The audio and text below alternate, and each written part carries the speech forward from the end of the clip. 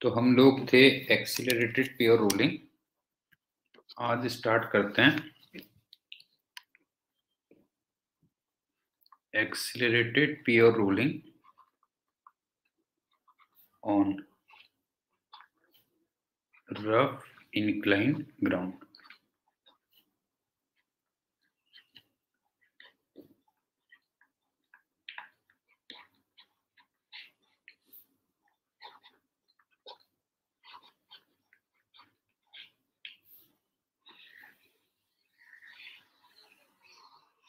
ये क्या है देखो,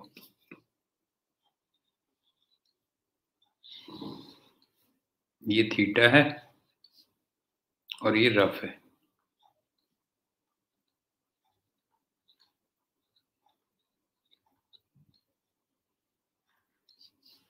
और फ्रिक्शन कोएफिशिएंट मान लो म्यू दिया हुआ है। अब तुमने यहां पे एक बॉडी रख दी और इसका मास है m, रेडियस है r और मोमेंट ऑफ इनर्शिया है I, और ये I अबाउट सेंट्रोइडल एक्सिस है।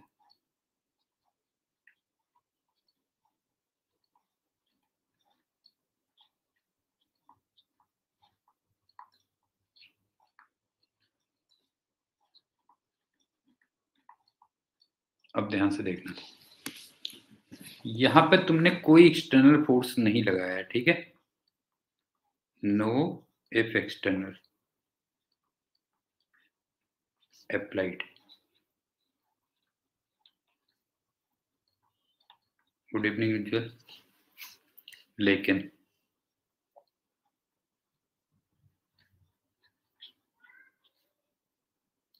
ये बताओ कि F equal to M G sine theta,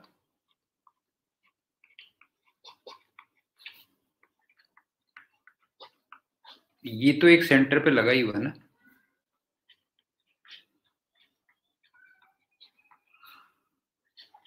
भाई तुमने बाहर से भले ही न लगाया हो, लेकिन सेंटर पे ये फोर्स तो लगा ही है ना। एक बात बताओ,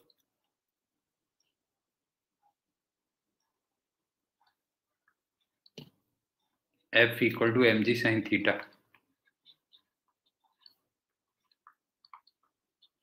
क्लियर है। और मैंने लास्ट लेक्चर में तुम्हें बताया था कि अगर फोर्स सेंटर पे लगाओ तो फिर डेफिनेट है कि फ्रिक्शन अपोजिट लगेगा। तो ये बताओ, फ्रिक्शन इधर को लगेगा या नहीं लगेगा, बताओ।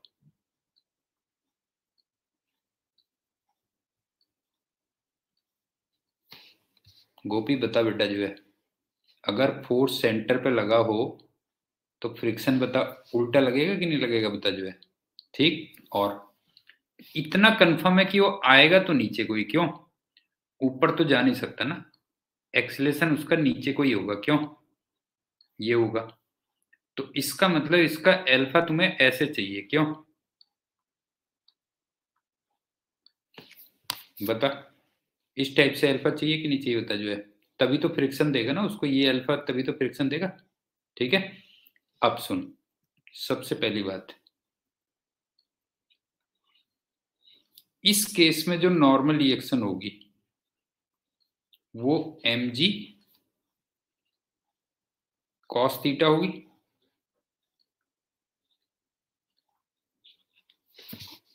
नहीं है, इस केस में नॉर्मल रिएक्शन क्या होगी, एम जी कॉस थीटा होगी। इसका मतलब म्यू एन की value mu m g cos theta होगी, क्यों। ये तो आ गई अवेलेबिलिटी।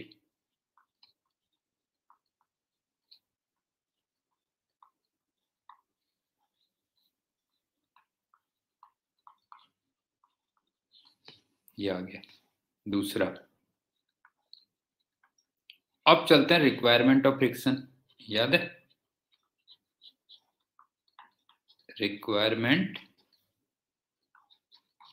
Of friction. ये किस इक्वेशन को सेटिस्फाई करके मिलती थी, जरा बताओ। रिक्वायरमेंट ऑफ फ्रिक्शन किसको सेटिस्फाई करके मिलती थी, A equal to R alpha को।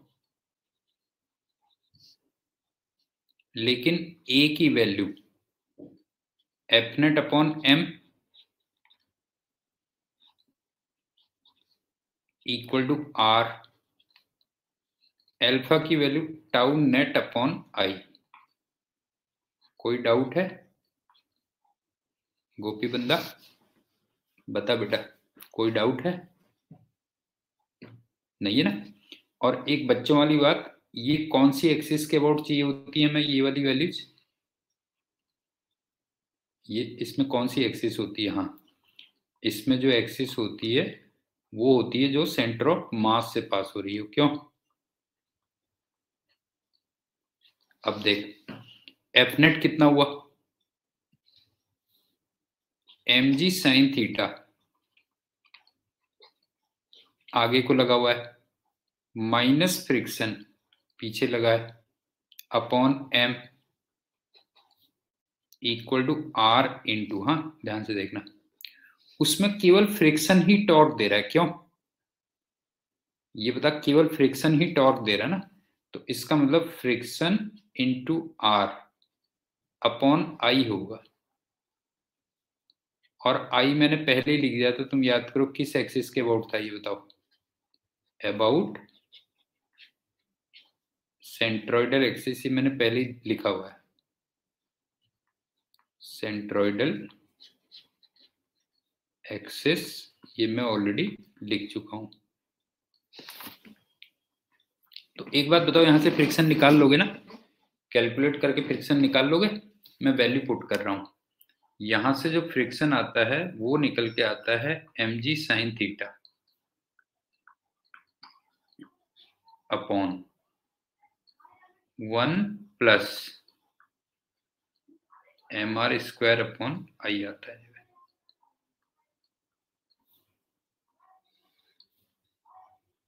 एक इक्वेशन ये आ गई है, ध्यान रखना।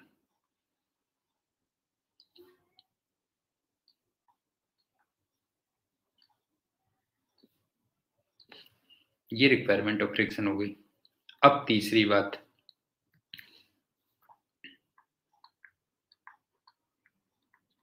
देखो, for APR to take place,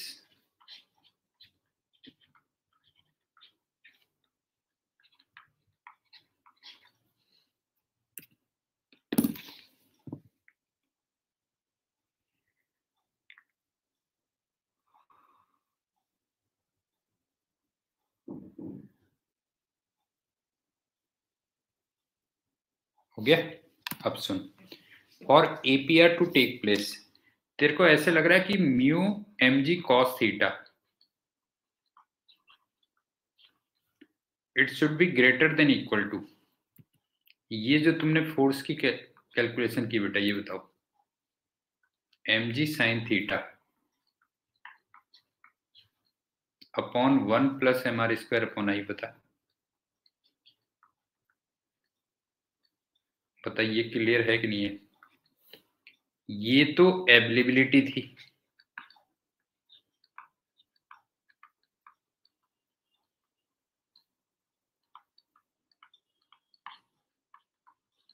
और इतने की रिक्वायरमेंट थी।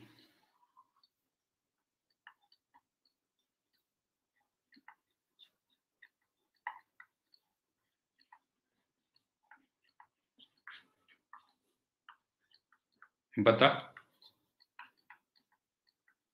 क्लियर है या नहीं है? ये बता, लेफ्ट हैंड साइड जो थी वो तो अवेलेबिलिटी थी, और राइट हैंड साइड तुम्हारी रिक्वायरमेंट थी फॉर APR जो है। क्यों? तो यहां से जरा देखना, म्यू की जो वैल्यू आ रही है वो greater than equal to tan theta upon 1 plus mr square upon I आ रही है। बता उज्जवल।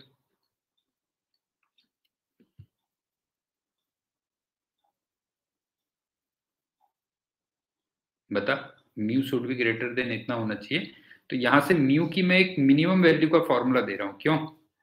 तो म्यू की मिनिमम वैल्यू का एक फॉर्मूला दे रहा हूं, और वो कितना आ गया देख, tan theta upon 1 plus mr² upon I।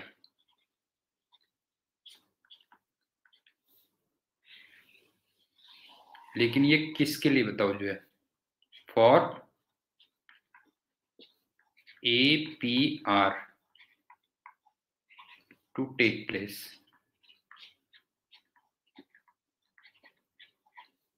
बता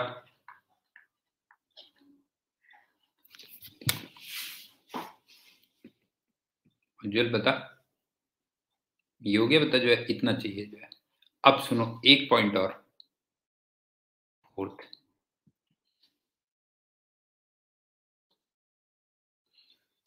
अब ये बताओ कि अगर म्यू गिवन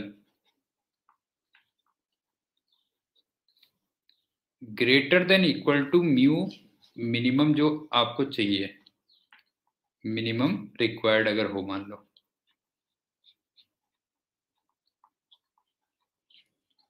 देन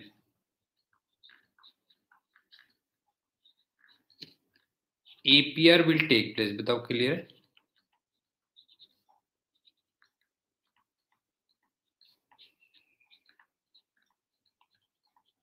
बता।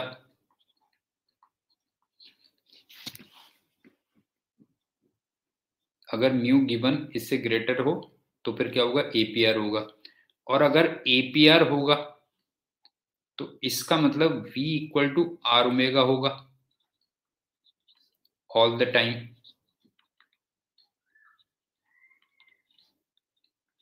और ये तभी होगा जब A equal to R alpha क्या रहा होगा, सेटिस्फाई हो रहा होगा। बता।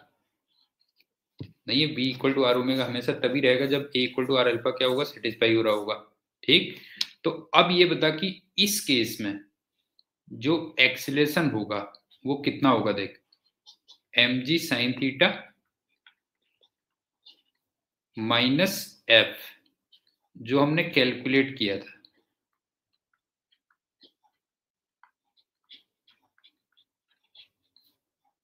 फॉर APR बता ये लगेगा कि नहीं लगेगा गोपी,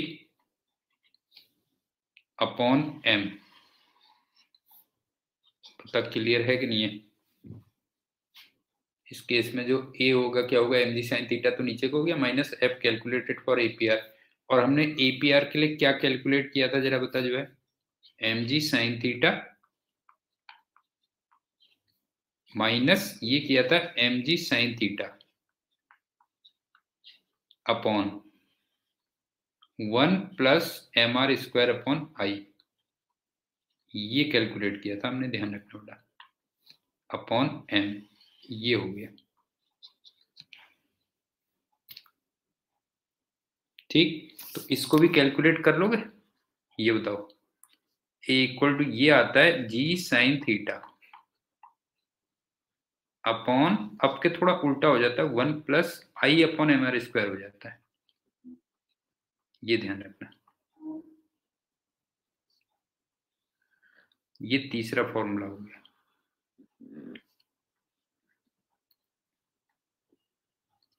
एक बार सारी स्लाइड दिखा दे रहा हूं, देख लो।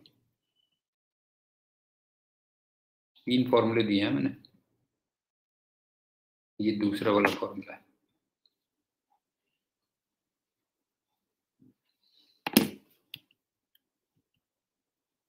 हाँ सब दिखा रहा हूँ, सब दिखा रहा हूँ, चिंता मत कर।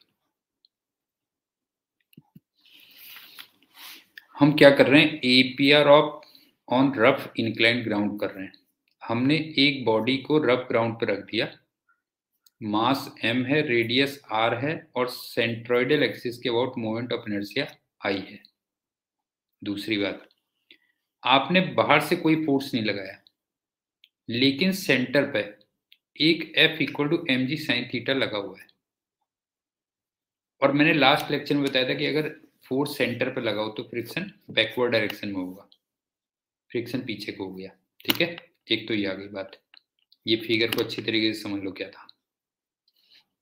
उसके बाद अब अवेलेबिलिटी हमारी कितनी है, म्यू टाइम्स n, इसका मतलब म्यू mg cos थीटा, ये अवेलेबिलिटी है फ्रिक्शन की। अब रिक्वायरमेंट ऑफ फ्रिक्शन वो किससे निकलती है हमारी, ए इक्वल टू आर एल्फा से, और यहाँ पे अल्फा केवल फ्रिक्शन का जो टॉर्क होगा केवल वो प्रोवाइड करेगा। तो वहां से हमारी ये निकल के आया, इतना फ्रिक्शन हमें चाहिए। समझ गए ना, जब हमने इक्वल टू आर एल्फा को सेटिस्फाई किया तो इतना फ्रिक्शन हमें चाहिए। उसके बाद अगर तुम एपीआर चाहते हो तो availability greater than equal to requirement of friction होगी। गोपी समझ में आ रहा है? बता जो है, अगर तुम एपीआर चाहते हो तो अवेलेबिलिटी क्या होनी चाहिए, ग्रेटर देन इक्वल टू क्या होनी चाहिए, रिक्वायरमेंट होनी चाहिए।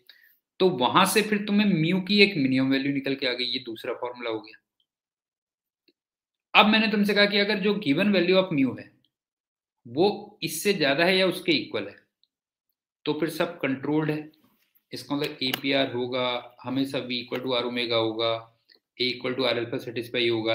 ठीक, तो उस केस में जो ए होगा वो फिर होगा mg साइन थीटा, तो नीचे को लगा हुआ है, माइनस फ्रिक्शन जो हमने कैलकुलेट किया था एपीआर के लिए, वो डिवाइडेड बाई मास होगा।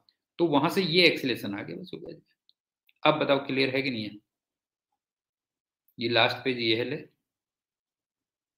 लास्ट पेज यही तो है उज्जवल, ये हो गया। अब मैं इंपॉर्टेंट पॉइंट्स लिख रहा हूं, उसमें ये रिवाइज भी हो जाएगा फिर से, ठीक है। इंपॉर्टेंट पॉइंट्स, उसी में ये सब चीजें रिवाइज हो जाएंगी, ध्यान रखना। सबसे पहले म्यू की मिनिमम वैल्यू फॉर एपीआर वो कितनी निकल के आई थी, tan theta upon 1 plus mr square upon I आई थी। एक तो ये आ गई, ठीक है। दूसरा requirement of friction, requirement of friction for APR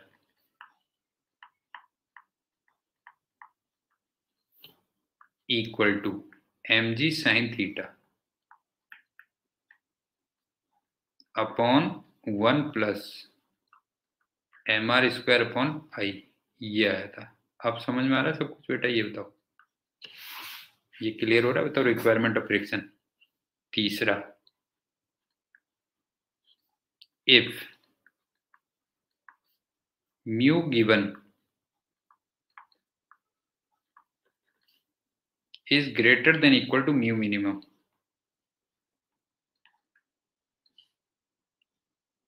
then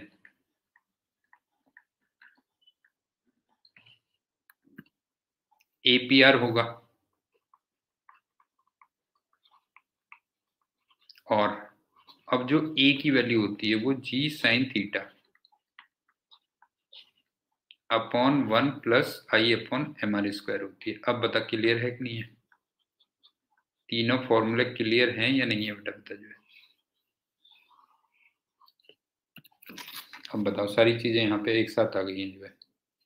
mu minimum कितना हो गया एपीआर के लिए, फ्रिक्शन की रिक्वायरमेंट कितनी है एपीआर के लिए, और अगर mu given greater than equal to mu minimum है तो फिर एपीआर होगा और इतना एक्सेलेरेशन होगा। गोपी बता बेटा, समझ में आ रहा है कि नहीं आ रहा है? क्लियर हो गया ना? अब चलते हैं फोर्थ पॉइंट।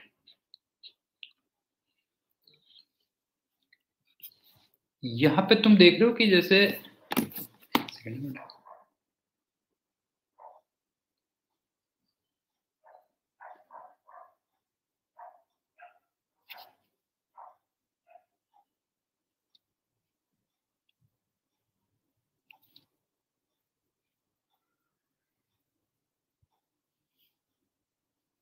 सुनो, यहाँ पे तुम्हें एक चीज दिख रही है कि m r square upon I या I upon m r square वाला टर्म काफी रिपीट हो रहा है। बताओ, यहाँ पे तुम्हें दिख रहा होगा ना m r square upon I या फिर I upon m r square बहुत आ रहा है। तो ये जो I upon m r square होगा ना, ये ध्यान रखना बेटा जो है, I/mr²। इसकी वैल्यू रिंग के लिए 1 आएगी,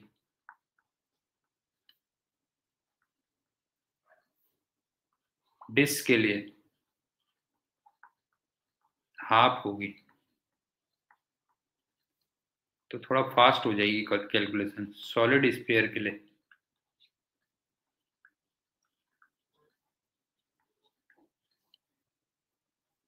टू बाई 5 होगी एंड सो ऑन। बताओ क्लियर है? बता, ये भी समझ में आ गया होगा, थोड़ा कैलकुलेशन फास्ट हो जाएगी। ठीक, अब 5th point,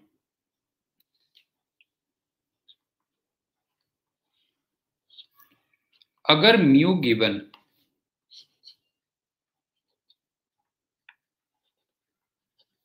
less than mu minimum हो, मान लो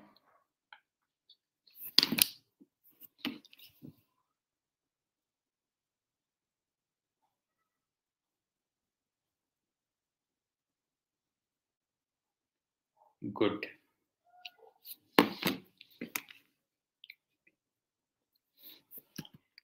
अगर mu given less than mu minimum हो तो इतना तो कंफर्म है एपीआर नहीं होगा बेटा जो है। तो अब के फॉरवर्ड स्लाइड होगी, बिकॉज जो फ्रिक्शन लगेगा वो मैक्सिमम लगेगा और वो अपवर्ड्स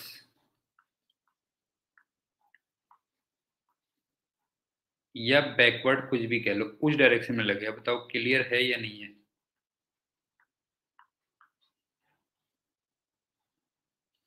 बैकवर्ड इस सेंस में कह रहा हूं क्योंकि बॉडी नीचे को आ रही है बेटा। ये बता, ये इधर को आ रहा है और फ्रिक्शन इधर लग रहा है। बता क्लियर है कि नहीं है? ये फ्रिक्शन है, ये मोशन है। उज्ज्वल समझ में आ रहा है बेटा? ये बता जो है कि अगर म्यू गिवन मान ले म्यू मिनिमम से कम है तो फिर एपीआर तो नहीं होगा, फॉरवर्ड स्लाइड होगा, बिकॉज फ्रिक्शन क्या है, मैक्सिमम है और ऊपर को लगा हुआ है, बैकवर्ड डायरेक्शन में लगा हुआ है, तो फॉरवर्ड स्लाइड होगा। और फॉरवर्ड स्लाइड होगा तो ऑब्वियस सी बात है वी आर ओमेगा से ज्यादा होगा, ए आर एल्फा से ज्यादा होगा, या ट्रांसलेशन वाला पार्ट डोमिनेट करेगा। क्यों?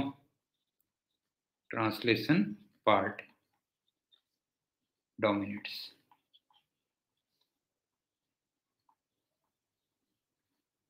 कोई डाउट? बताओ कोई डाउट है? क्लियर हो गया ना? अब चलते हैं 5th पॉइंट। मैं एक टेबल बना दे रहा हूं। हाँ, इस वाले के लिए कर रहा हूं मैं। ये थीटा है और ये म्यू है।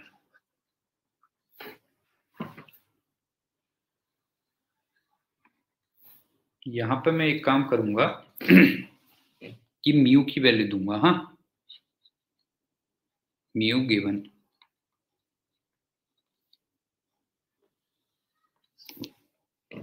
यहां पे तुम बताओगे कि फ्रिक्शन कितना एक्ट करेगा,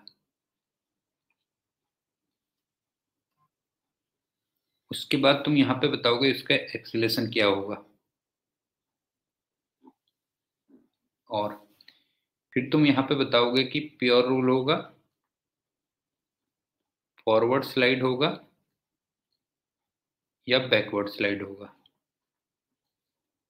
और लास्ट में तुम बताओगे type of motion. Type of motion.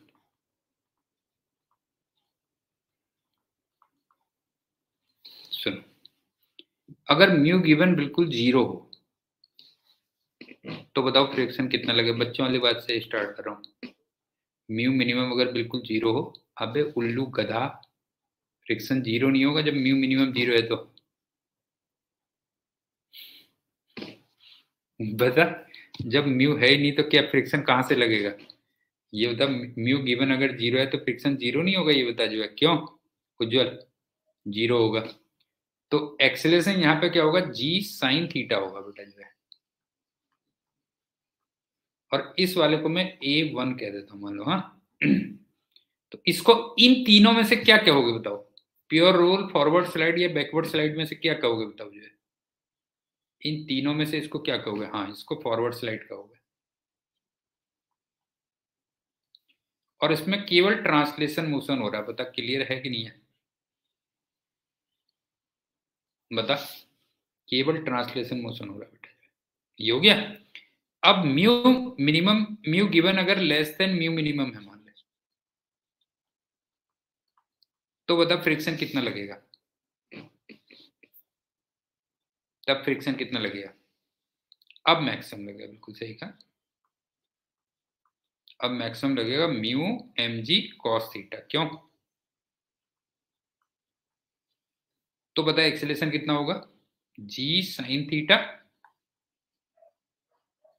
Minus mu g cos theta, कोई डाउट? और इसको मैं A2 कह दे रहा हूं, पता उज्जवल कोई डाउट? हाँ ये क्या होगा, फॉरवर्ड स्लाइड होगा, लेकिन आपके मोशन क्या होगा जरा बता, कुछ रोटेशन भी होगा कुछ ट्रांसलेशन भी होगा, बता क्लियर है ना, वो अलग बात है, ट्रांसलेशन क्या करेगा, डोमिनेट करेगा बेटा जो है। और एक लास्ट में बता कि अगर ये greater than equal to mu minimum हो,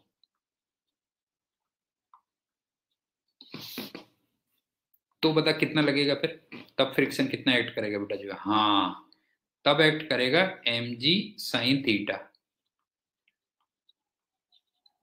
अपॉन 1 + mr² अपॉन आई। कोई डाउट?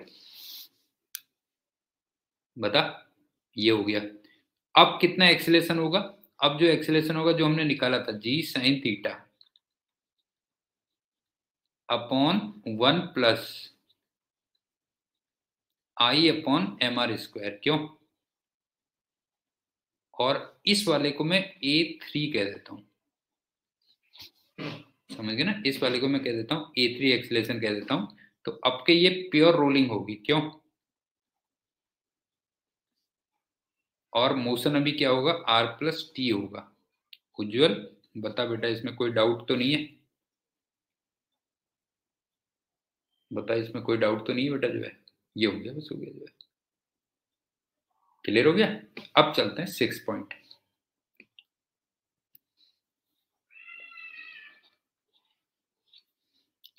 इसमें देख फर्स्ट 2 केसेस में A1 और A2 आई से इंडिपेंडेंट है। देख इसमें मोमेंट ऑफ इनर्शिया नहीं आ रहा है, देख फर्स्ट 2 केसेस में आई कहाँ आ रहा है बता, A1 और A2 में कहीं आई आ रहा है, ये बता जो है, आई नहीं आ रहा ना बेटा जो है, ठीक है। तो पहले 2 केसेस में, फर्स्ट 2 केसेस में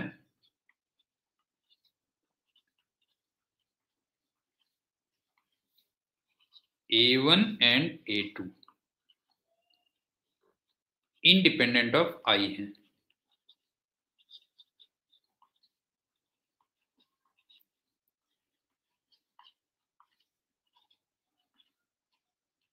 बट जो लास्ट वाला केस है A3, वो देख आई से डिपेंडेंट आ रहा है। देख जरा लास्ट वाला जो केस A3 है, वो आई डिपेंडेंट आ रहा है कि नहीं आ रहा बता जो है, आई का फंक्शन आ रहा है ना बेटा जो है, हाँ। तो जो A3 है वो आई डिपेंडेंट है।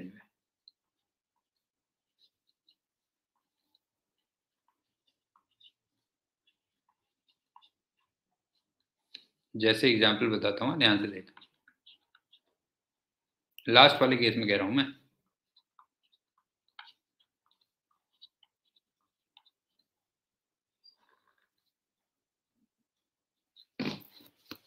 अगर एक सॉलिड स्फीयर हो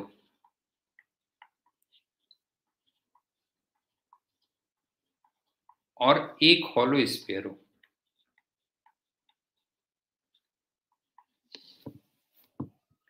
तो ये बताओ आई सॉलिड लेस होता ना आई हॉलो से, क्यों बता? आई सॉलिड आई हॉलो से कम होता है ना बेटा जो है, तो इसका मतलब देखना जरा, ए सॉलिड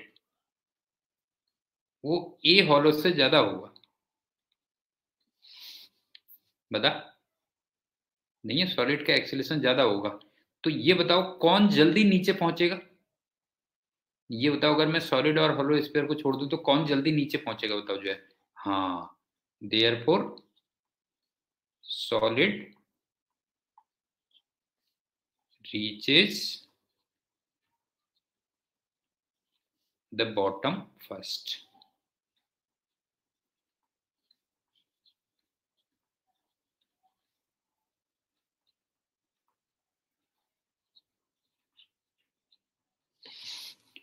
उज्जवल भाई बता, समझ में आया कि नहीं आया बता जो है?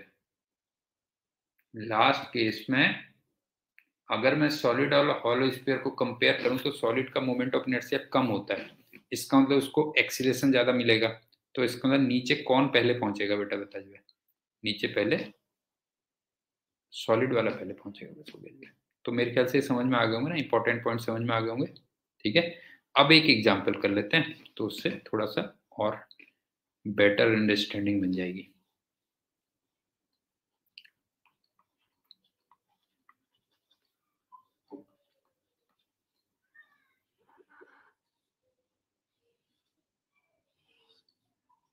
ये दिया हुआ 37 डिग्री और यहाँ पे तुम सॉलिड स्फीयर छोड़ देते हो, ठीक है।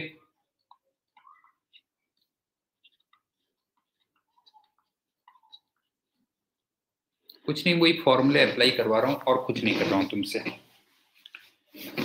सबसे पहला मैं निकाल रहा हूँ कि म्यू मिनिमम कितना होगा फॉर एपीआर।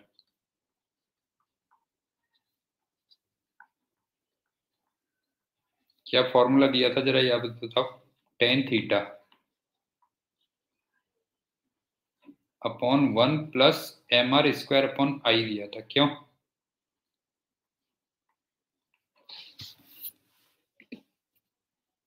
ये दिया था ना फॉर्मूला, मिनिमम वैल्यू ये दी थी कि नहीं दी थी बेटा बता जो है? अब थीटा को रख देगा 37 डिग्री, लेकिन ये वाली जो क्वांटिटी होगी ये 5/2 होगी, हाँ ध्यान रखना। This is not 2/5। उज्जवल समझ में आ रहा है बेटा जो है? ये कितना होगा बता जो है? 5/2 होगा। तो अल्टीमेटली कितना हुआ देख, 1037 तो हो गया 3/4 अपॉन 1 प्लस 5/2। इसका मतलब 3/4 इंटू 2/7,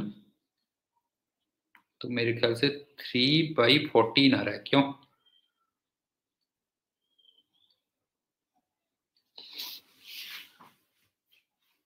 उज्जवल बता बेटा जो है, म्यू मिनिमम जो है तुम्हारा इतना आया, 3/14 आया, क्यों? ठीक, अब चलते हैं दूसरी बात।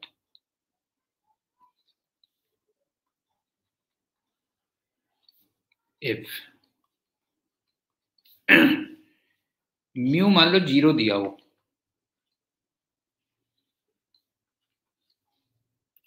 ले ले बेटा ले, चल बेटा गन सेल्फी ले ले रे। हाँ,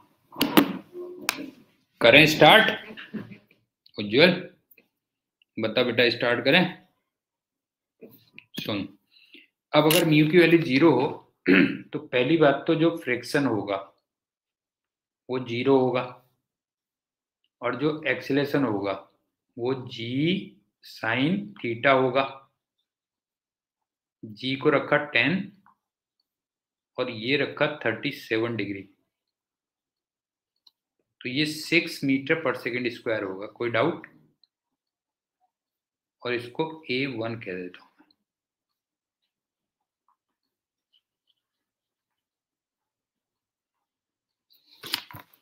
उज्जवल समझ में आ गया? समझ में आ गया? और ऑब्वियस ही बात है इसमें फॉरवर्ड स्लाइड होगा और केवल ट्रांसलेशन होगा।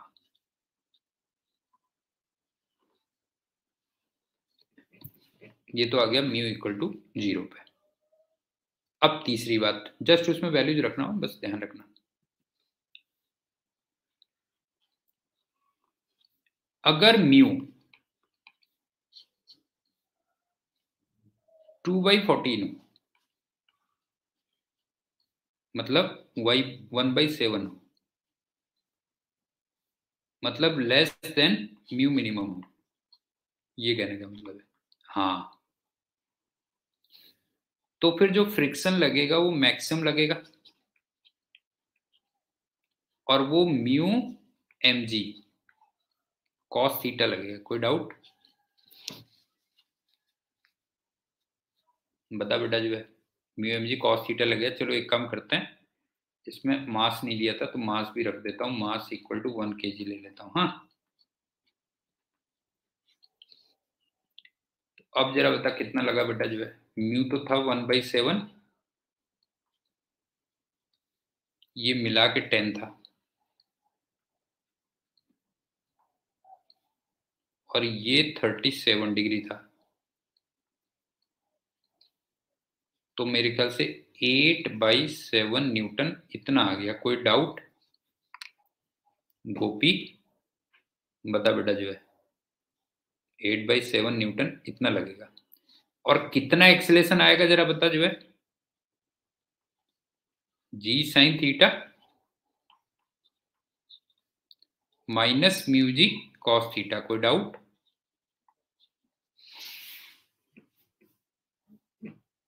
बता, जी sine theta minus mu g cos theta, और जी साइन थीटा हम पहले वाले में कितना निकाल चुके हैं, 6।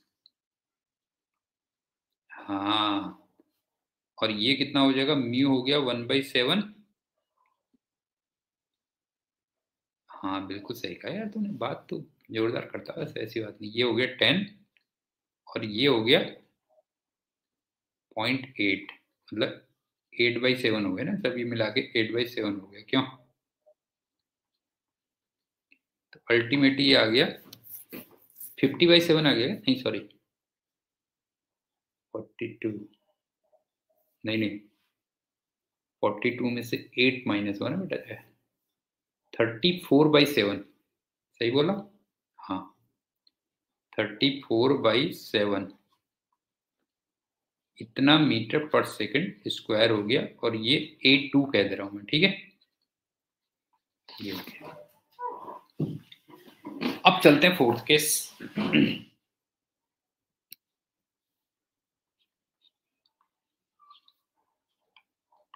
अगर म्यू 5/14 दे रहेगा, कितना था पहले बेटा, 2/14, 5/14 दिया हुआ मान ले,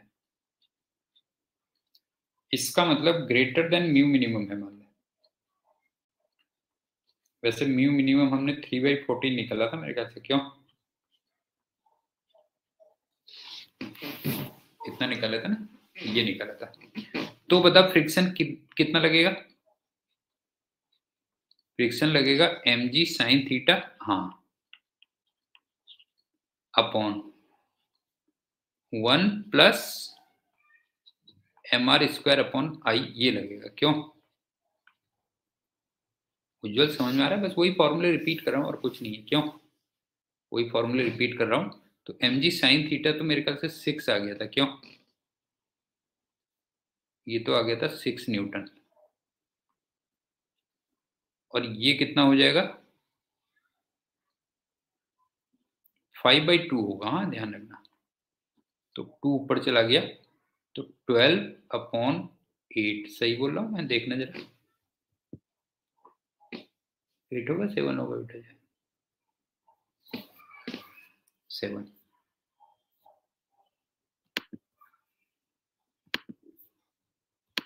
12/7 न्यूटन। क्यों? और लास्ट में ये बताओ एक्सीलरेशन कितना आएगा, ये होता था जी साइन थीटा अपॉन, अब क्या आता है, 1 प्लस आई अपॉन mr² होता है। क्यों? बता, आपके इतना होगा ना, और जी साइन थीटा हम ऑलरेडी कितना निकाल चुके थे, 6। लेकिन अब के ये जो आएगा ये अब 2/5 आएगा, तो मेरे ख्याल से 30/7 इतना मीटर पर सेकंड स्क्वायर होगा। समझ में आ गया? 30, और इसको मैं कह दे रहा हूँ A3 कह दे रहा हूँ, ये हो गया। और इसमें पूरा प्योर रोलिंग चल रही होगी, सब कुछ ये चल रहा होगा ये। तो मेरे ख्याल से पॉइंट क्लियर हो गया होगा। कर लोगे ना? क्या था इसमें, क्या था बेटा ये बता जो है, accelerated pure rolling on rough inclined ground, इसमें क्या क्या चीजें थी, क्लियर होगा ना बिल्कुल जो है। अच्छा, यहाँ पे एक छोटा सा ना एक नोट करने वाली बात है बेटा जो है, नोट पॉइंट।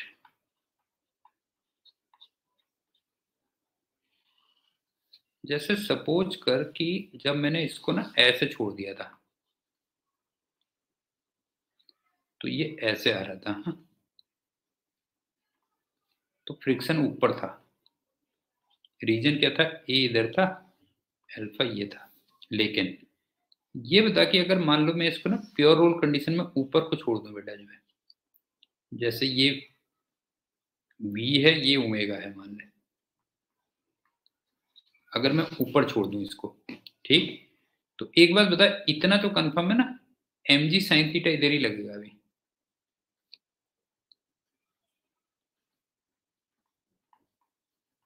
ये बता, ये तो क्लियर है ना, mg साइन थीटा इधर को ही आएगा, इसका मतलब एक्सीलेशन भी इधर ही आएगा,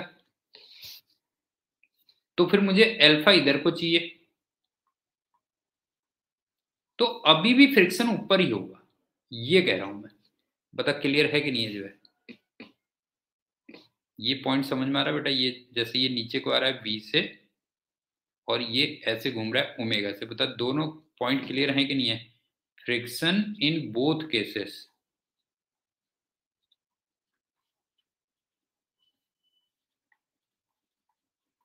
वो अपवर्ड्स ही होंगे जो है। उज्जवल बता, ये पॉइंट क्लियर हुआ कि नहीं हुआ? रीजन क्या है कि जो mg साइन थीटा है ना, वो तो नीचे को है ना बेटा, ये बता जो है, समझ में आ रहा है? एक्चुअल में क्या है ना, देख ध्यान से देख, कि जो अल्फा है वो ए से रिलेटेड है, रिलेटेड टू ए है, और जो ओमेगा है ये रिलेटेड टू बी है। मुझे अल्फा के लिए ए देखना पड़ेगा। गोपी ये बता, पॉइंट क्लियर हुआ कि नहीं हुआ बता जो है, अल्फा के लिए मेरे को वी और ओमेगा वो नहीं देखना, मेरे को ए देखना पड़ेगा जो है, और दोनों केस में जो ए होगा वो नीचे को आएगा। समझ में आ रहा है? दोनों केस में ए नीचे को आएगा, तो इसका मतलब मुझे अल्फा क्या चाहिए बता, क्लॉकवाइज चाहिए बेटा, इस एंगल से क्लॉकवाइज चाहिए, तो फ्रिक्शन दोनों केस में ऊपर होगा। बस डिफरेंस सिर्फ ये होगा कि यहाँ पे जो है ना, पहली वाली फिगर में क्या हो रहा है देख, ए पैरेलल टू वी है, ओमेगा पैरेलल टू, ऐसे कर देता हूं, पैरेलल टू अल्फा है, इसका मतलब वी एंड ओमेगा ये बर्ड है। पहली वाली फिगर में ये हो रहा है, लेकिन दूसरी वाली फिगर में क्या हो रहा है देख, a anti parallel to v, इसी टाइप से omega anti parallel to alpha, इसका मतलब वी एंड ओमेगा क्या हो रहे हैं बता, वो डिक्रीज कर रहे हैं। अब बता क्लियर है या नहीं है? गोपी भैया बताओ बेटा, क्लियर है या नहीं है? उज्जवल तू बता बेटा, ये क्लियर है कि नहीं है? दोनों केसेस में जो फ्रिक्शन होगा ऊपर को होगा, क्यों? क्योंकि जो अल्फा होता है वो ए से रिलेटेड होता है, और जो ओमेगा होगा वो बी से रिलेटेड होगा। फ्रिक्शन ऊपर होगा दोनों केस में, ये ध्यान रखना बेटा। तो ये हमारा एक्सीलरेटेड प्योर रोलिंग भी हो गया कंप्लीट। अब चलते हैं एंगुलर मोमेंटम।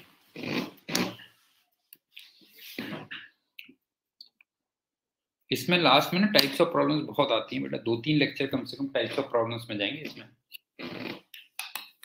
तो पहले मैं थ्योरी कंप्लीट कर ले रहा हूं।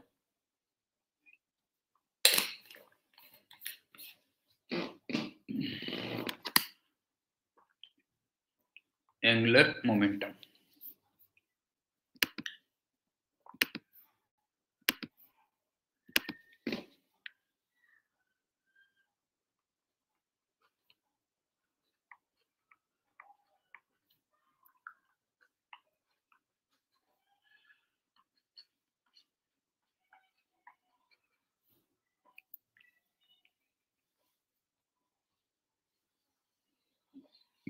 रोटेशन के बाद सुन, फ्लूइड मैकेनिक्स, ग्रेविटेशन, इलास्टिसिटी वो तो छोटा सा है, सिंपल हार्मोनिक मोशन और वेव मोशन इतना है। 11th में मैं हीट एंड थर्मोडायनेमिक्स नहीं करवाता हूँ, वो 12th में करवा चुका हूँ मैं, ठीक है ना। वैसे वो 11th में है तुम्हारे उसमें, लेकिन मैं 12th में ऑलरेडी कर चुका हूँ वो चीज़, तो उसको मैं 12th में ले जाता हूँ। और जो फ्रिंज टॉपिक्स हैं वो, तो इसके बाद रह जाएगा ग्रेविटेशन, फ्लूइड मैकेनिक्स, हाँ वो उसी में आ जाएगा, हीट एंड थर्मोडायनेमिक्स में ही आएगा बेटा, वो सब वहीं पे करवाया हुआ है मैंने, ठीक है। Fluid mechanics, elasticity, gravitation, simple harmonic motion और वेव मोशन, इतना रहता है।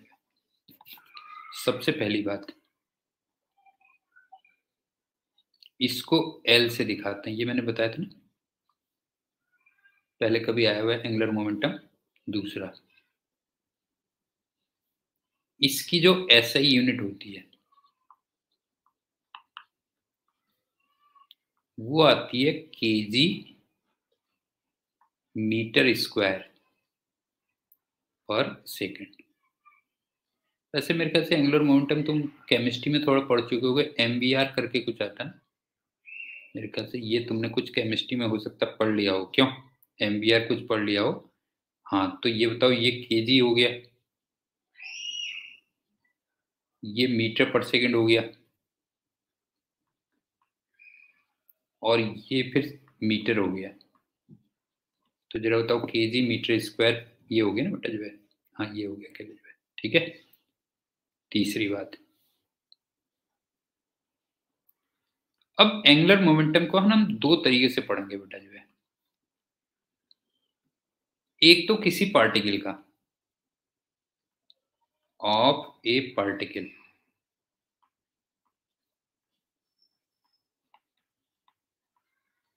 अबाउट ए फिक्स्ड पॉइंट,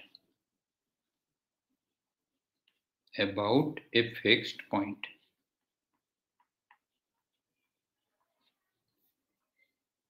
एक तो ये पढ़ेंगे, ठीक है। और एक हम पढ़ेंगे ऑफ ए रिजिड बॉडी।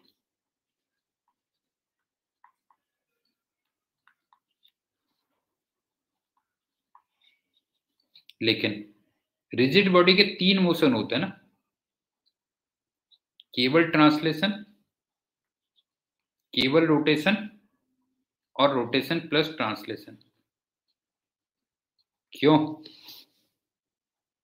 समझ में आ रहा है गोपी? रिजिड बॉडी के 3 मोशन होते हैं, केवल ट्रांसलेशन, केवल रोटेशन, रोटेशन प्लस ट्रांसलेशन। और रोटेशन प्लस ट्रांसलेशन का फिर एक स्पेशल केस भी होता है ना। इसका स्पेशल केस क्या होता है बता जो है, स्पेशल केस होता है प्योर रोलिंग। तो ये सब कुछ पढ़ेंगे हम। उज्जवल भाई समझ में आया कि नहीं आया? एंगुलर मोमेंटम कितना पढ़ेंगे बेटा जो है, एक पार्टिकल का किसी फिक्स्ड पॉइंट के अबाउट, रिजिड बॉडी का 3 टाइप के मोशन में, केवल ट्रांसलेशन, केवल रोटेशन या फिर दोनों में। और दोनों का फिर एक स्पेशल केस हो जाता है क्या, प्योर रोलिंग। तो सबसे पहले हम कहां से स्टार्ट करेंगे बताओ, किसी पार्टिकल का किसी फिक्स्ड पॉइंट के अबाउट, ठीक है। तो यहां से स्टार्टिंग हो रही है हमारी एल ऑफ ए पार्टिकल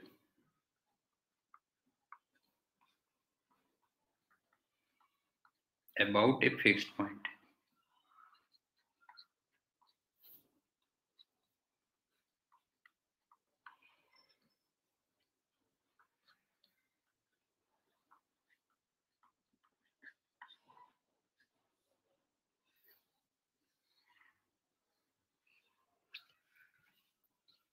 सबसे पहली बात, तुम्हें याद है कुछ लेक्चर्स पहले मैंने एक फॉर्मूला ये दिया था बेटा, L equal to r cross P.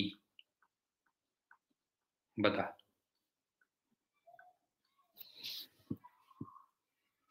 ये दिया था कि नहीं दिया था बता जो है, आर क्रॉस पी दिया था। ठीक, तो मैं इसको ऐसे भी लिख सकता हूँ ना, आर क्रॉस एम वी।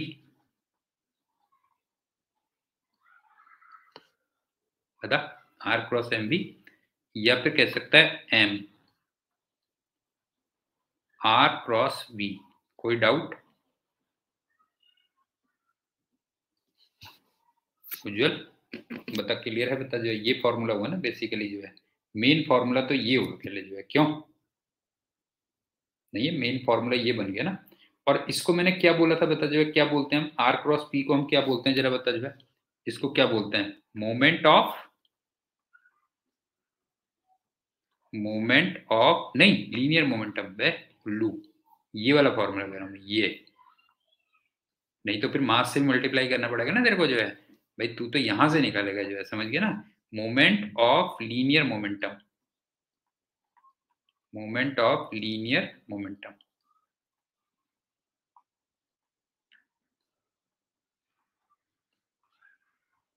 समझ में आ गया कि नहीं आया बता बेटा जो है ये।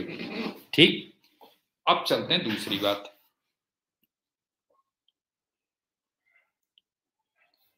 वही जैसे काफी हद तक टॉर्क टाइप की चीज होगी ना, नहीं है? वहां पे हमने टॉर्क में क्या किया था, आर क्रॉस एफ किया था। यहाँ पे बस आर क्रॉस पी हो गया गले जो है, क्यों? उज्जवल समझ में आ रहा है? वहां पे हमने टॉर्क में क्या किया था, आर क्रॉस एफ किया था। यहाँ पे क्या हो गया बता, आर क्रॉस पी हो गया, बस हो गया जो है। ठीक, अब ये बता आर क्या होगा? ये होगा पोजीशन वेक्टर ऑफ पार्टिकल, क्यों? Position vector of particle, vector of particle. Particle को मान लो मैं पी कह दे रहा हूं, let p about fixed point, जिसके अबाउट तुम्हें एंगुलर मोमेंटम निकालना है, फिक्स्ड पॉइंट। इसको मान लो मैं ओ कह देता हूं। बताओ उज्जवल, क्लियर है?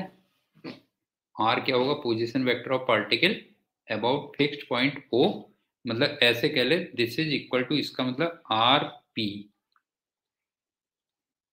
माइनस आर ओ होगा, जैसे वहां पे हुआ था। टॉर्क निकालते समय भी हमने यही किया था, और ये काफी इंपॉर्टेंट है, मैंने ये भी बोला था, क्यों? इट इज वेरी इंपॉर्टेंट, जहां पे बच्चे मिस्टेक करते हैं।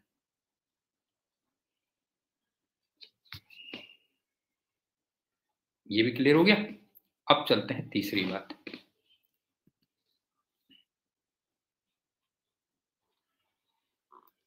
अब ये बता कि अगर मैं एल वेक्टर का मैग्नीट्यूड निकालूं, मान ले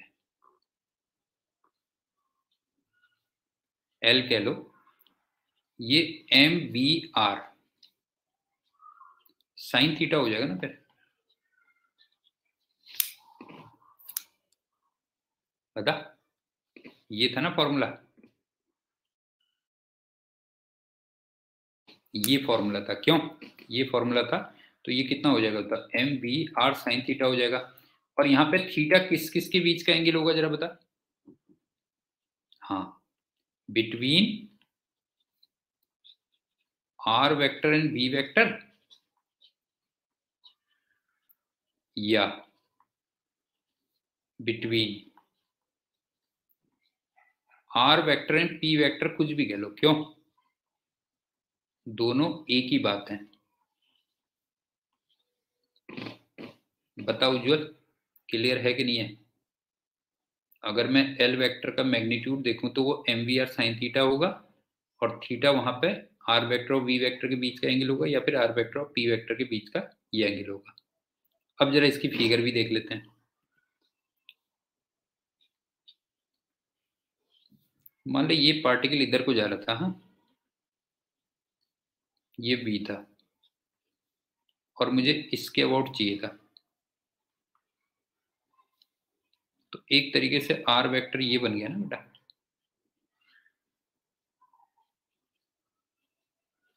और ये वाला जो एंगल हो गया ये थीटा हो गया। बेटा क्लियर है?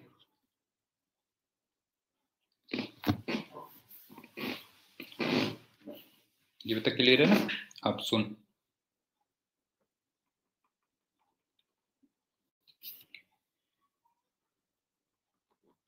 अगर ये थीटा है तो फिर ये भी थीटा है, और ये वाली जो डिस्टेंस है वो आर है, और ये वाली डिस्टेंस ये आर साइन थीटा है। कोई डाउट? मतलब जरा फिगर में देख बेटा, जो है ये आर साइन थीटा है, जरा देख। और इसको हम आर परपेंडिकुलर भी कह सकते हैं।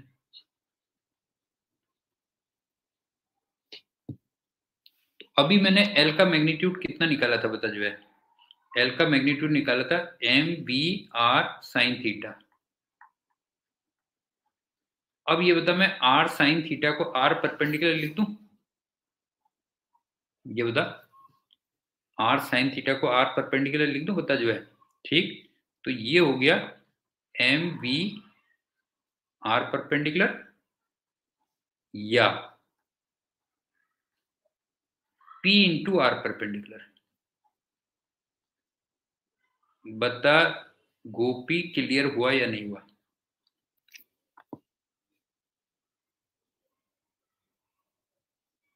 बताइए क्लियर हुआ कि नहीं हुआ? बता, जो है एल इक्वल टू क्या हो गया, m B are sine theta या एम बी आर परपेंडिकुलर या पी इंटू आर परपेंडिकुलर। और इसको देख के तुम्हें कुछ पुरानी बात याद आ रही होगी बेटा, जो है ये बता, moment of a force, moment of a force बहुत पहले लॉज ऑफ मोशन में जो हम करते थे, M equal to force into are perpendicular. कुछ याद आ रहा है कि नहीं आ रहा है बेटा, जो है बता? ये हो गया, बस हो गया, जो है हाँ। तो ये उसी टाइप की चीज तो हो गई उज्जवल। देख एल इक्वल टू क्या हो गया था, एम वी आर परपेंडिकुलर या पी इंटू आर परपेंडिकुलर। तो यहाँ पे मोमेंट ऑफ फोर्स क्या हो गया बता, एफ इंटू आर परपेंडिकुलर हो गया, बस हो गया। समझ में आया? समझ में आया कि नहीं आया उज्जवल? बता समझ में आया कि नहीं आया? उज्जवल कहाँ चला गया?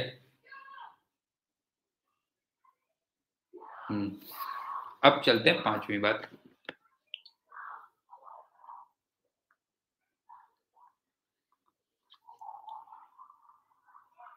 अब डायरेक्शन ऑफ एल वेक्टर आ जाते हैं।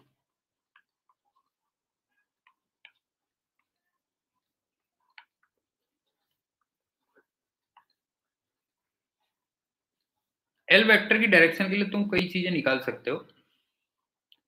या तो आर क्रॉस पी की डायरेक्शन निकाल दो, या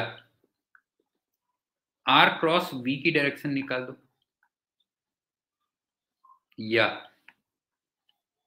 स्क्रू लगा दो जो हम उसमें लगाते थे। अभी मैं एग्जांपल दे रहा हूं तब समझ में आएगा। समझ गए ना? अगर तुम्हें एल वेक्टर की डायरेक्शन निकालनी है तो क्या कर सकते हो, आर क्रॉस पी निकाल दो, या आर क्रॉस वी की डायरेक्शन निकाल दो, या फिर स्क्रू लगा दो। जैसे तुम एक बात बताओ कि अगर पार्टिकल मान लो ऐसे जा रहा है और मुझे इस पॉइंट के अबाउट एंगुलर मोमेंटम निकालना है, तो जरा देखना बेटा, पहले बात तो ये बताओ, ये आर परपेंडिकुलर होगा या नहीं होगा?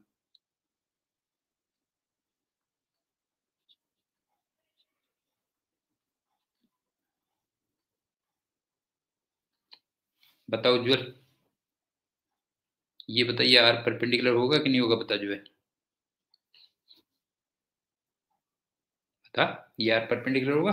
और जैसे तेरे को याद है मोमेंट ऑफ फोर्स कैसे निकालते थे हम, सुन। जैसे तेरे को याद आ रहा मोमेंट ऑफ फोर्स कैसे निकालते थे? ये ऐसे घूम रहा है ना, इसके अबाउट अगर देखेगा तो ऐसे घूमता हुआ लग रहा होगा तेरे को। देख ऐसे घूमता हुआ लग रहा होगा। तो ये क्लॉकवाइज दिख रहा है कि नहीं दिख रहा, बता। हाँ, ये तुझे क्लॉकवाइज दिख रहा होगा, क्यों? और क्लॉकवाइज का मतलब एक तरीके से क्रॉस डायरेक्शन हो गई, बता। बता क्लॉकवाइज का मतलब क्रॉस डायरेक्शन आ गई कि नहीं आ गई बता जो है। एक और फिगर देख गोपी, समझ में आ रहा है तेरे, नहीं आ रहा बता बेटा जो है, तेरे बात समझ में आई कि नहीं आई। मान ले ऐसे वेलोसिटी है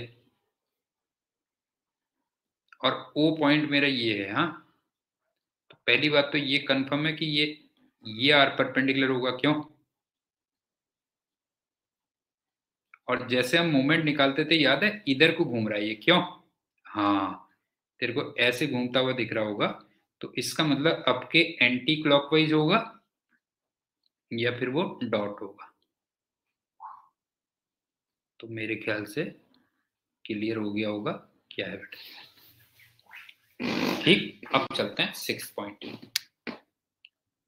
अभी सब एग्जाम्पल में ये सब चीजें रिवाइज होंगी, हाँ?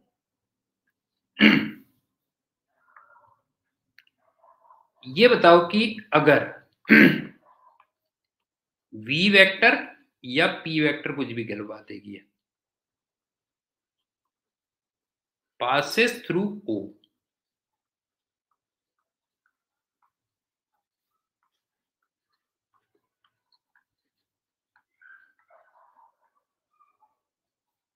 तो फिर r परपेंडिकुलर 0 होगा ना, बता। ये होता है अगर v वेक्टर या p वेक्टर o से पास होता है तो r परपेंडिकुलर 0 होगा कि नहीं होगा बता जो है। r परपेंडिकुलर 0 होगा, तो इसका मतलब एल भी कितना होगा, 0 होगा। उज्जवल बता बेटा, क्लियर है कि नहीं है। बता क्लियर है कि नहीं है। ठीक, अब चलते हैं 7 पॉइंट। अगर मान ले सर्कुलर मोशन हो रहा है, पार्टिकल कहां, ये कह रहा हूं मैं।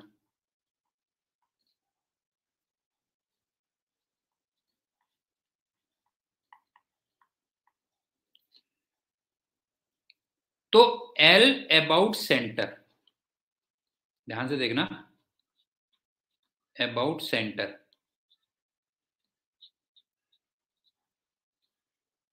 मैं लिखूंगा तो ऐसे ना, M we are sine theta, लेकिन जरा देखना आर यहां पे आ जाएगी रेडियस और थीटा यहां पे 90 डिग्री आएगा। बता क्लियर है कि नहीं है।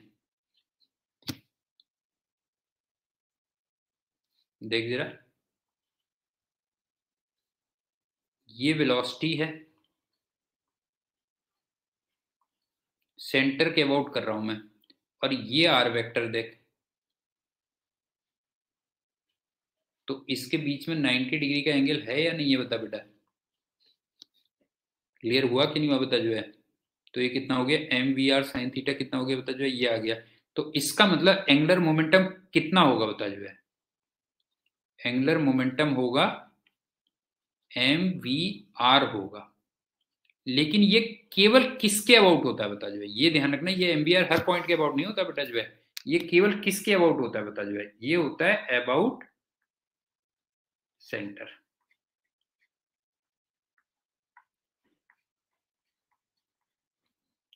समझ में आया उज्जवल,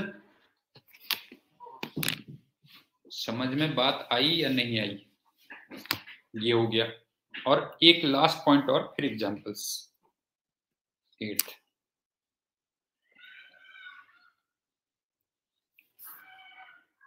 अगर पार्टिकल की वेलोसिटी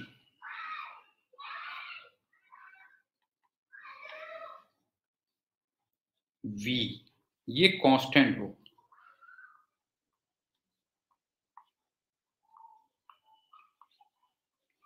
तो फिर angular momentum about any point,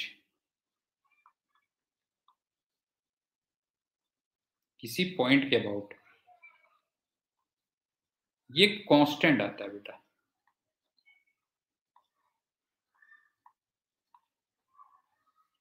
इसको सी वेक्टर कह लो, अच्छी तरीके से देख लेना क्या कह रहा हूं मैं। अगर पार्टिकल की वेलोसिटी कांस्टेंट है तो किसी पॉइंट के अबाउट एंगुलर मोमेंटम कांस्टेंट आता है। वो एक अलग बात है कि ये कांस्टेंट की वैल्यू, इस कांस्टेंट की value different about different points होगी, बस हो गया। Different about different points.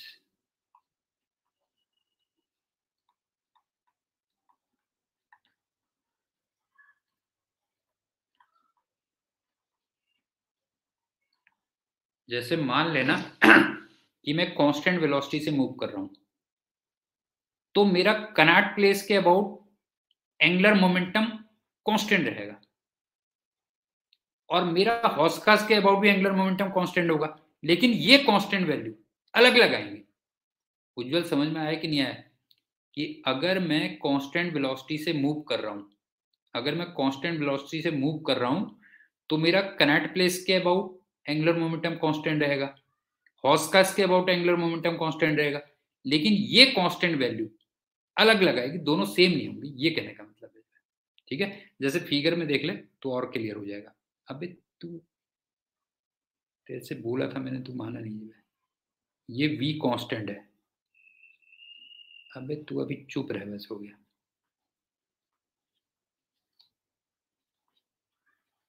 हाँ, ये बस ऐसे जा रहा है, ध्यान से देख बेटा जो है, बस ये ऐसे चलता जा रहा है। अब मुझे बता कि मान ले ये पॉइंट O1 है, L अबाउट O1 कितना होगा, पहले ये बता, बता। 0। और ये बताइए, जीरो वैल्यू कांस्टेंट रहेगी कि नहीं रहेगी?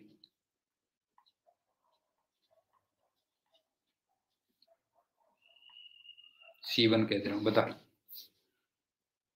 उज्जवल बता बेटा जो है, L अबाउट O1 क्या होगा? 0 होगा, वो कांस्टेंट होगा, उसको C1 कह दिया। अब मान ले एक पॉइंट यहां पर है बेटा जो है, और इसको मान ले मैं कह देता हूं R2। तो अब ये बता, L अबाउट O2, ये MVR2, इस पे कांस्टेंट रहेगा या नहीं रहेगा बता?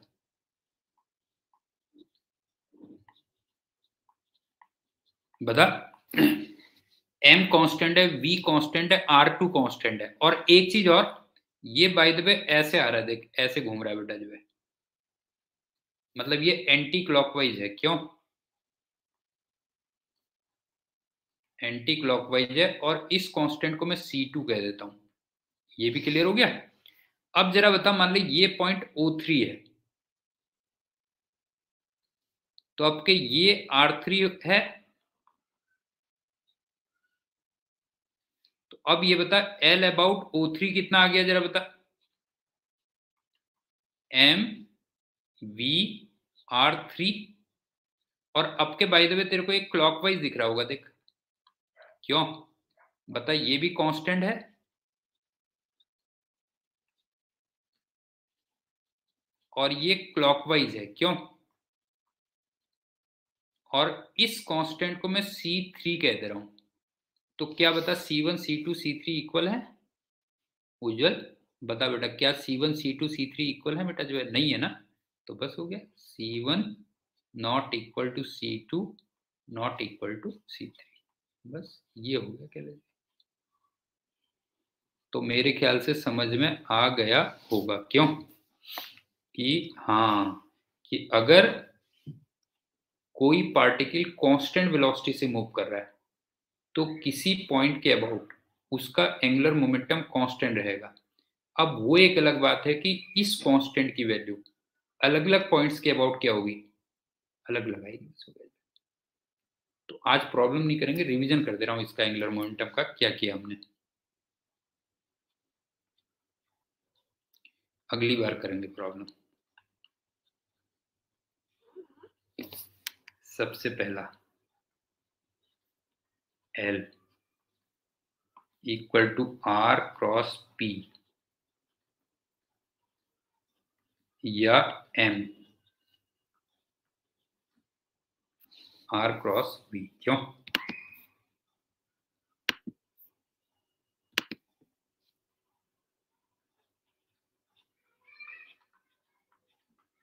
कोई डाउट तो नहीं है ना? दूसरा, L मोमेंट ऑफ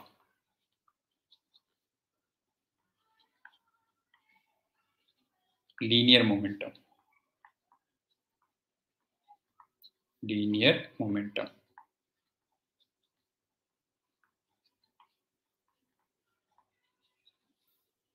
तीसरा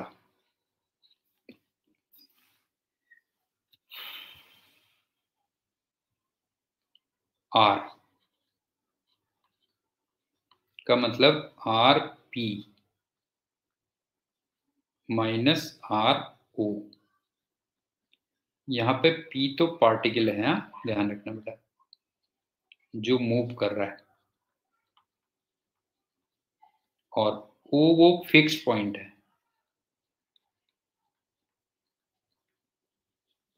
जिसके अबाउट तुम्हें एंगुलर मोमेंटम फाइंड करना है। क्यों? मेरे ख्याल से ये भी क्लियर होगा। ठीक। फोर्थ, एल का मैग्नीट्यूड,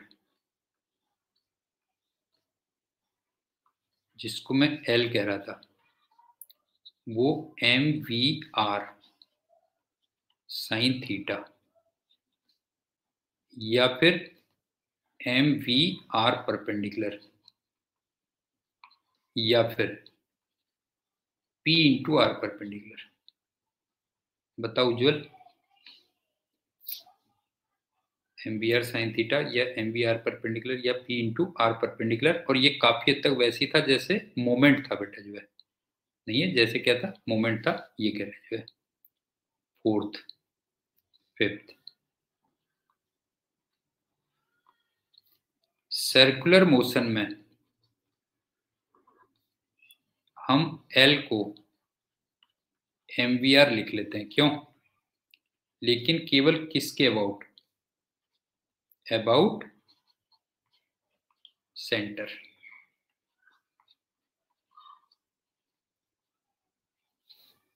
सिक्स्थ, एक था direction, direction of L vector. इसकी मैंने 3 मेथड बताई तुम्हें ना, या तो आर क्रॉस पी कर लो,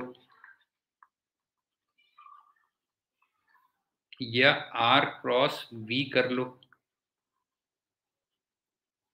या फिर स्क्रू लॉ लगा दो, जैसे हमने किया था टॉर्क में, किस मोमेंट में, कुछ भी कह लो। जैसे अगर मान लो क्लॉकवाइज आ रहा है तो वो क्रॉस होगा। क्यों? और अगर एंटी क्लॉकवाइज आ रहा है तो डॉट होगा। उज्जवल समझ में आया? समझ में आ गया बेटा? यही बता जो है। ठीक है, डायरेक्शन ऑफ एल वेक्टर ये हो गया। और एक लास्ट पॉइंट मैंने क्या बताया था तुम्हें, सेवंथ, इतना पढ़ लेना बस, हो गया, कि अगर वेलोसिटी कांस्टेंट है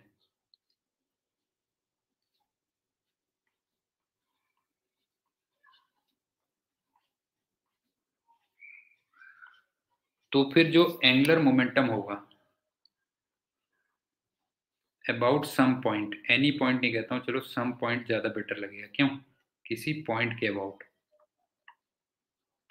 ये ज्यादा सही वर्ड होगा ना। किसी पॉइंट के अबाउट वो कांस्टेंट होगा।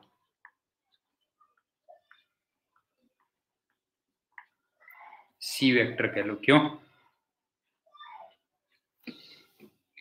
अब इस कांस्टेंट की जो वैल्यू है वो फिर डिफरेंट अबाउट डिफरेंट पॉइंट्स होगी, बस हो गया। Different about different points.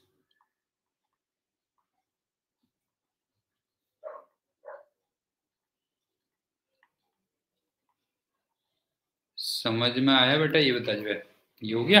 और लास्ट में एक पॉइंट और कह ले, बस हो गया। अगर आर परपेंडिकुलर 0 हो तो फिर एल भी क्या आएगा? 0 आ जाएगा, बस हो गया। नेक्स्ट टर्न पे हम इस पे प्रॉब्लम्स करेंगे। उज्जवल बताइए, क्लियर है बेटा ये सारी चीजें? ये सारे पॉइंट्स क्लियर हैं? किसी पार्टिकल का किसी पॉइंट के अबाउट एंगुलर मोमेंटम क्या होता है। ठीक है, चलो बाकी फिर मिलते हैं नेक्स्ट टर्न पे। हाँ पूछ गोपी, गोपी पूछ बेटा पूछ।